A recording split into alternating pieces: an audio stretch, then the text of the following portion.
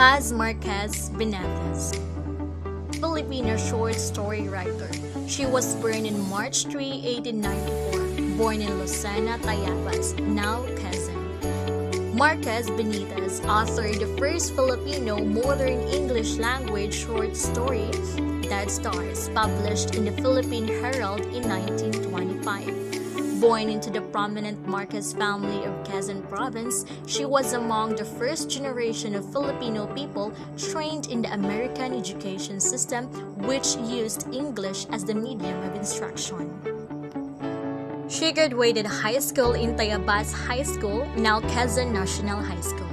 She was a member of the first freshman class of the University of the Philippines, graduating with a Bachelor of Arts degree in 1912.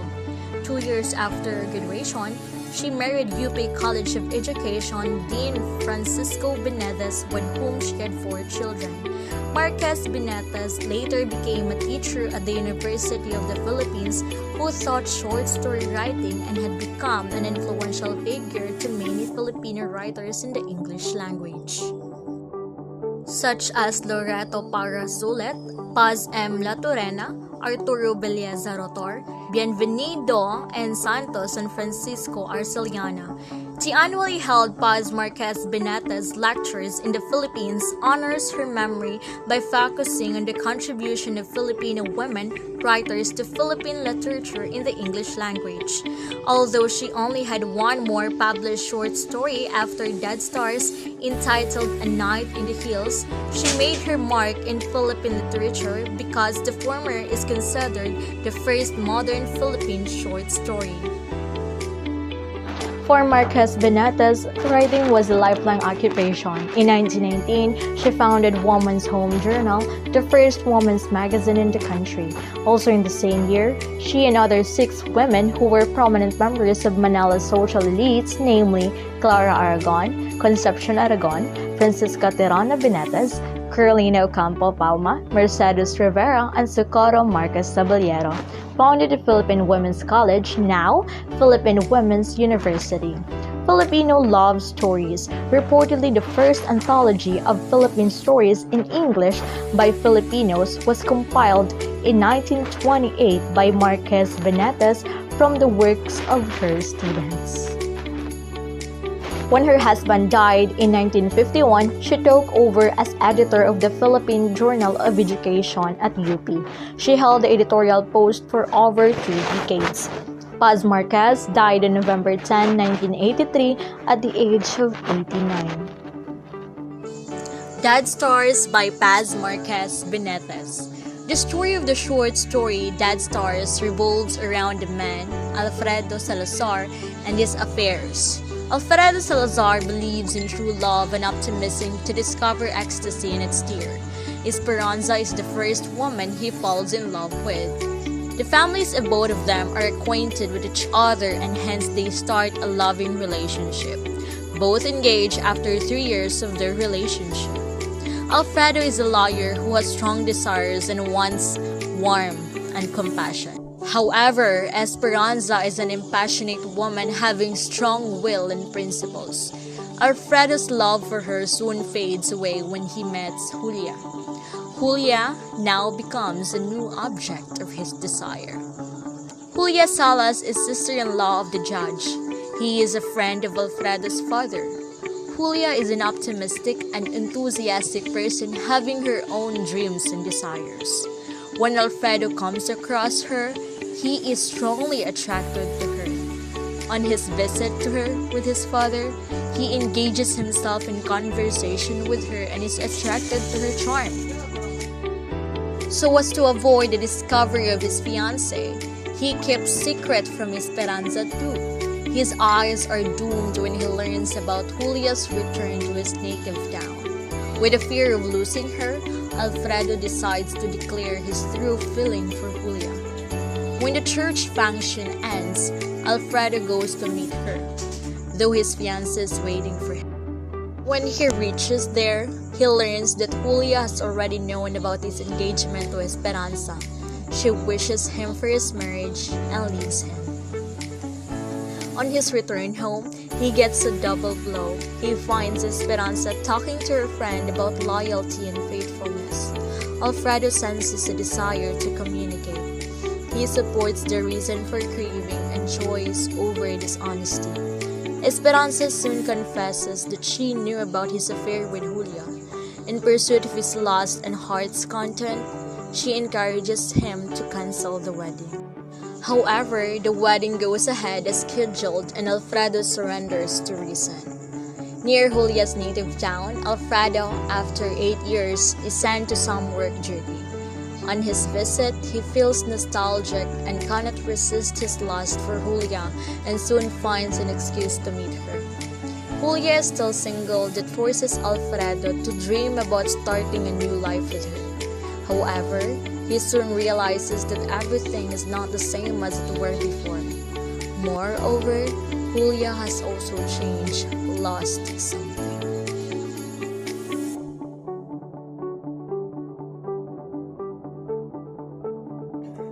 The Dead Stars by Paz Marquez Benitez.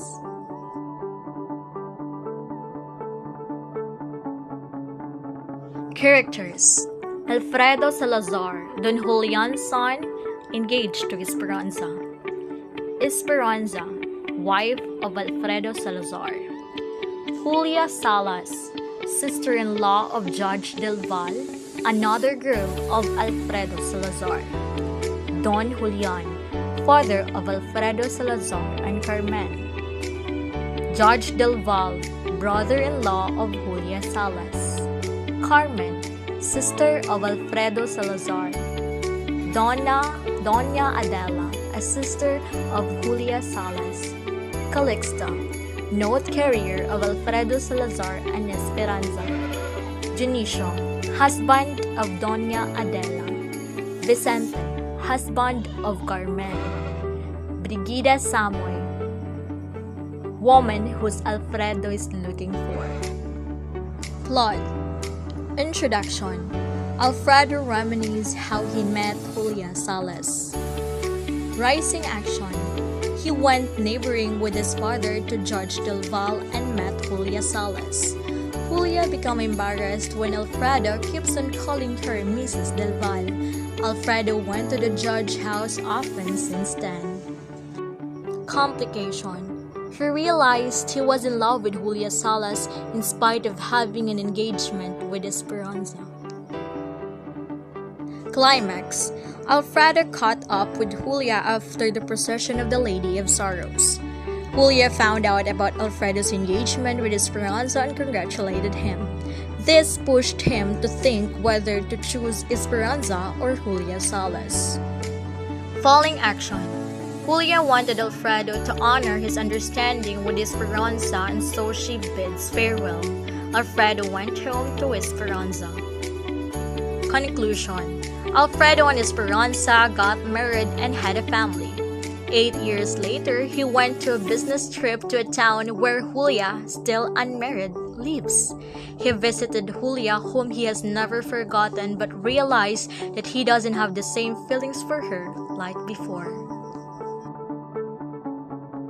Moral: this story is all about a dream that would wish come true, but in reality, we must have to follow our heart to choose the right person for us and not just to depend in just a one symbol. Because we are the one who made our destiny and not by just a dream or guess. To follow our heart is a great effort that we can give to the person we love. Si Binibining Patupads by Juan Crisostomo Soto. Juan Crisostomo Soto, also known as Crisot,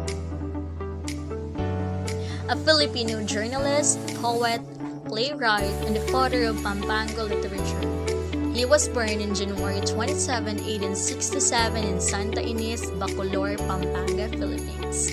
He was the second of the 3 children of Santiago Soto, an alguacil maker, and Mariana Cabala, a seamstress. Soto enrolled in Colegio de San Juan de Letran and studied philosophy, Latin, and theology. However, his passion for poetry and theatrical plays prohibited him from finishing with a degree. He wrote a number of lyrical poems, historical dramas, humorous plays, and philosophical essays and sarsuelas, the most famous of which is Alang Dios or There Is No God in 1901. He translated some Spanish literature into Pampanga, including Lovers of the Royal Faust and Nero and the Gladiators. He was also a contributor to the revolutionary paper La Independencia. Soto joined the Katipunan during the 1896 revolution and worked with Maximo Hizon in promoting Pampango ideals. He participated in several battles against the American troops in 1898 under General Thomas Mascardo's forces. Soto married twice. His first wife was Julia Amaida, who bore him 6 children. Julia died in 1903. His second wife, Rosario Palma, bore him 4 children. Juan Crisostomo Soto died on July 12, 1918 at the age of 51.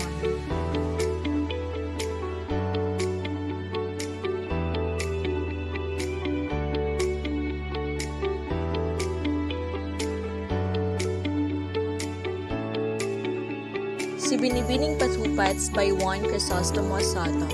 Binibining Yayeng is a Kapampangan Filipina who you can surely determine the blood of a Filipino in her body. She was full of beauty products in her face, but because they are poor, they only make a living only from selling. On the other hand, due to the silence of the revolution, schools were opened again with the help of the American military government. The soldiers that became Binibining Yayeng's customers in her business became the school teachers. The soldier convinced her to come in so that she could learn and they could understand each other. A few days later, Binibining Yayeng could speak already English. Over a period of several months, military teachers sent him to another town to teach. Binibining Yayeng is now fluent in English. Over time, she could no longer speak Kapampangan completely because she said she had forgotten it. She said that Kapampangan is hard and her tongue is no longer flexible, and so she will never be able to speak it straight again and she will remain stuttering. Other acquaintances of Binibining Yayeng found out what she said, so they changed her name. From Binibining Yayeng, they made it Binibining Patupats, a name derived from her wide hips that were tightly wrapped in pahang. People have forgotten Yayeng, who used to be his sweet nickname. Time passed and Binibining Patupats attended a festival or velada in the town. There, she saw a Kapampangan newspaper, but when she saw Kapampangan, she stepped aside and spoke Kapampangan. As the festivities continued, there was a discussion on the issue of forgetting to speak Kapampangan by Binibining Patupats. Binibining Patupats' forced concealment of being a Filipino and first adaptation to the Americans came out. She was embarrassed in front of many people. Shouts, applause, and laughter were heard throughout the area. Binibining Patupats couldn't stand it anymore and stumbled out of the way of annoyance and shame. Goodbye, young lady who doesn't know Kapampangan. Goodbye, Miss Alice Roosevelt. Goodbye, Miss Patupats. Words left by the people. There are so many Binibining Patupats nowadays. People who have forgotten their own language. People who are ashamed of their own language because they can already speak English. Si Binibining Patupats by Juan Crisostomo Soto. The characters: Miss Yayeng, a Kapampangan young lady. Soldier, Miss Yayeng's regular customer. Miss Patupats, the lady whose name was derived from her wide hip which is forced in a very tight skirt. Townsmen, the ones who mocked Miss Patupats. Plot: a young lady named Miss Yayeng is described. Her parents were born in Pampanga, making her a Filipina from head to toe. Her face is full of lipstick and makeup. Her family was poor, so selling cooked food was their source of living. She had a regular customer, an American soldier. She spoke Kapampangan while the soldier spoke English. The soldier persuaded her to learn the English language so they could converse well. After some time, she already learned the language and was sent to teach to the other town. Complication. As time passed by, Miss Yayang seldom spoke Kapampangan. She said she had forgotten the language already.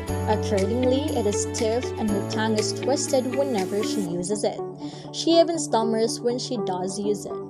Because of this, the people changed her name into Miss Patupats or Binibining Patupats. This name is derived from her wide hip forced to fit into a very tight skirt which made her look like a patupat, tightly wrapped in a banana leaf. In a festival in town, a Highlander Kapampangan newspaper named Ing Imangabiran was read. Miss Patupats came close to the reader, but when she realized that it was written in Kapampangan, she pouted lightly and said something that initiated the mockery of the townsmen towards her. Consequence. The townsmen mocked and teased her. She was so angry that came to a point where she wept.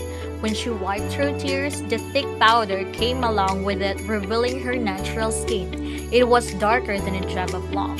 Upon seeing this, the townsmen laughed and teased her even more. They even called her a Black Niger. Themes: colonial mentality, altering her appearance to look westernized, appreciation of Western culture than that of her own, disregard of her language, mockery, and regional schism. Symbols: Miss Yaying's face is full of lipstick and makeup. The change of her name to Miss Patupats. The townsman calling her Alice Roosevelt while bidding goodbye. The moral lesson of the story is that we have to be proud on our own language. It is not bad to engage or adopt another language, as long as we will not forget our beloved mother tongue, which is already there when we were born.